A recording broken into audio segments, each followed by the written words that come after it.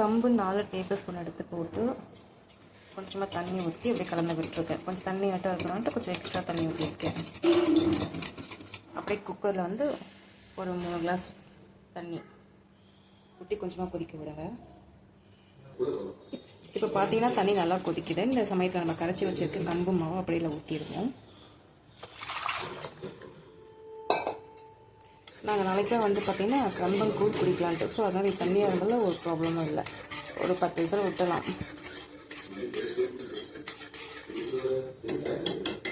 இது கொஞ்சம் கட்டியாக ஆகிறவங்களுக்கு லைட்டாக கலந்து விடுங்க. அதுக்கப்புறமா இந்த குக்கர் மூடி போட்டு ஒரு 10 நிமிஷம் கிட்ட விட்டு எடுத்து 10 நிமிஷம் விட்டுட்டு நாளைக்கு மார்னிங்காக திறந்து அதில் தயிர் ஊற்றி பிளெண்ட் பண்ணி நீங்கள் கூழாக குடிச்சிக்கலாம். Thank you friends.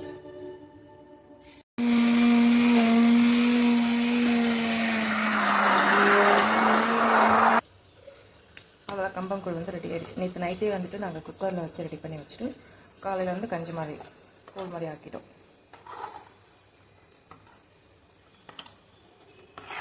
ஸோ வெயிலுக்கு நல்லாயிருக்கும் பார்த்தா காலையில் சென்னையில் மழை வந்துட்டுருக்கு. சரி, இருந்தாலும் அதை வேஸ்ட் பண்ண முடியாது இல்லையா?